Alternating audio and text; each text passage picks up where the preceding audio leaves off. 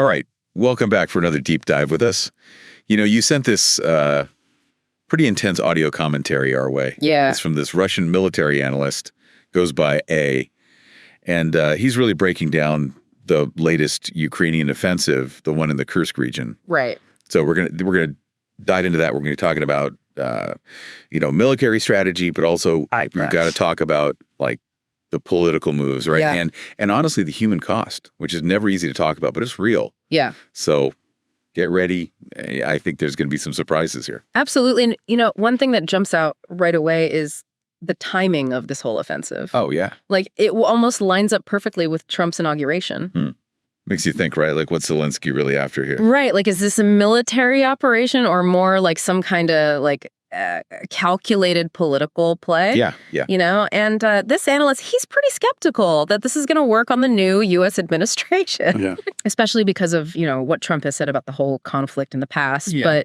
But Zelensky, I mean, he has this history of like doing these things. Yeah. These really splashy moves that kind of seem like they're aimed at like getting the West's attention. Totally. It's like he knows how to make a scene, get people talking. But here's the thing that gets me. What's happening on the ground?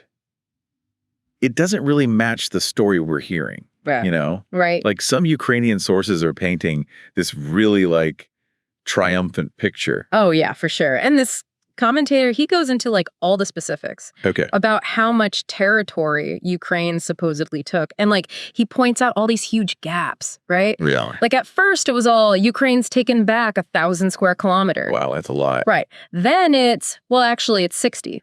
Oh. And he thinks realistically it's probably way less, maybe closer to 30 square kilometers they actually control. That's a huge difference. I mean, this like intentional misinformation. I mean, who knows, right? I don't think we can say for sure. Yeah. But it does make you wonder. Yeah. And then this analyst, he goes even deeper. He talks about how tough it is for the Ukrainian troops. Oh, man. Like he says they're sending in all these like conscripts. Like really new recruits. Yeah, basically. Right. With like hardly any training and not enough equipment. Oh, wow. And of course, a lot of them are getting killed or hurt really bad. Yeah. And he goes right to the families, too. He does. Doesn't he? Of the soldiers that have been, killed or are missing. Yeah. He's telling them to hold Zelensky accountable. He is. And it's a strong move. Yeah. You know, like he's going straight for their emotions. Yeah. Of course, we got to remember both sides, they both use propaganda, right? Absolutely. It's always been part of war, you know, making your enemy seem less human and your own soldiers, the heroes. Right. It's just a really heavy reminder that war isn't just like lines on a map, right? No, it's not. There are real people dying. And sometimes, with all the politics, we forget that. Absolutely. And no matter which side you think is right, there are real people hurting on both sides. Yeah. So, switching gears for a second, this analyst thinks this whole offensive might have actually made things worse for Ukraine. Yeah, he's saying that by sending all these troops and all that equipment to Kursk, it's made them weaker in other places, like the Donbass. Oh, okay. Exactly. And he's even saying that Russia might just take advantage of that. Well, yeah. You know, go on the attack in Sumy Oblast. That would be a big escalation, wouldn't it? Oh, huge, yeah. And it really kind of gets to what this analyst is saying, you know, like, well, what's the point of this offensive, really? Yeah. You know what I find really interesting? What's that? It's the Western media. Uh-huh. You know, they've been pretty quiet about this whole thing. Yeah. Compared to, like, other times when Ukraine was doing well, you know? Right. I mean, you got to remember, the media, they have a big influence on how people see this war, right? Totally, yeah. So maybe this, like, change in tone, maybe it means people are starting to, I don't know, doubt that Ukraine can really win this thing. I think that's a good point. Yeah. I also think, like, maybe there's just a kind of, like, war fatigue setting in, you know? Oh, for sure. It's been going on for so long. Yeah. Maybe people are just tuning it out. Yeah, I think that's part of it, definitely. It's like, as the story of the war changes, both sides got to, like, change how they're talking about it, you know? Yeah. How they're, like, trying to get people to support them. It's almost like Zelensky's trying to, like, walk this tightrope. Right. He needs to keep the West on his side. Yeah. But he also has to look tough for Russia. Exactly. And this analyst, he says Zelensky's failing at both.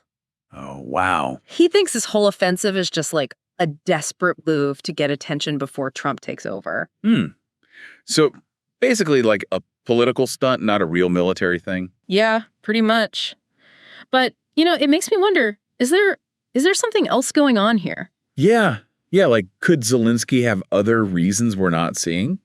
Maybe, yeah. Of like, what if this is some kind of like calculated risk? Okay. To see how committed the new U.S. administration really is. So not just about winning battles, but about like sending a message to the U.S. and Russia.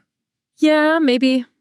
Showing that Ukraine's not backing down no matter how hard it gets. Like it's about like showing they're tough, they're in it for the long haul. Exactly. And that's something this analyst points out too, What's that? How much stuff they put into this offensive, all those weapons, all those soldiers, and for what? Not that much. Oh, wow. It makes you think like, are they getting desperate? Are they willing to like sacrifice people just to look good? It's a scary thought. Yeah. And it brings up a big question. Like, wow. If they're wasting all that in Kursk, what happens when they have to defend other places? Yep. He thinks this whole thing could be a huge mistake for Ukraine, in the long run.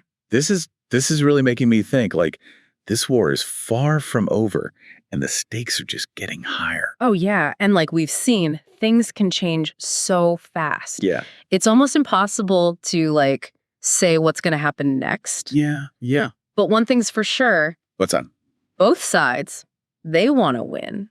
And they'll do whatever it takes, even if it means doing some pretty extreme stuff. And that makes you wonder. I mean, at what cost? Right. Like, it feels like this is like a really big moment in this whole war. Yeah. We've got this new U.S. administration coming in. Right. And things on the ground are changing all the time. It's hard to even, like, guess what's next. Yeah. And this commentator, he's like convinced that Zelensky's just desperate. Really? Yeah. Like this whole Kursk thing, he thinks it's a last-ditch effort to hold on to power, Mm-hmm. And he thinks it's going to backfire big time. Like Ukraine's going to lose even more. Yeah. And Russia's going to be even stronger. That's what he thinks anyway. But couldn't you also see this as like Zelenskyy taking a chance, a calculated one? Oh, yeah. Like he's pushing things, showing how far he'll go, Maybe he's hoping that'll like force the West to do more. It's possible. It's a big risk, though. For sure. And I guess we'll just have to see what happens, right? Yeah. This is definitely a whole new chapter in this war, that's for sure. Definitely. So, we've gone through all this analysis. Yeah. What are some of the big things we can take away from all this? I think one of the biggest things for me is like how different the story is depending on who you listen to, Oh, yeah. Like some people are talking about this offensive like it's a huge victory. Right. But then you hear this commentator and he's painting this really dark picture. Yeah, like things are much worse for the Ukrainians than we might think. And we can't forget about, all the people who are dying. Absolutely. I mean, that's what really got to me when he was talking to the families of those soldiers. It makes it real. This isn't just about politics and like moving armies around. Yeah. It's about real people losing their lives. Exactly. So I think, after this deep dive, we've got even more questions than we started with. For sure. Is Zelenskyy desperate, or is he playing some kind of long game? What's the U.S. going to do now that there's a new president?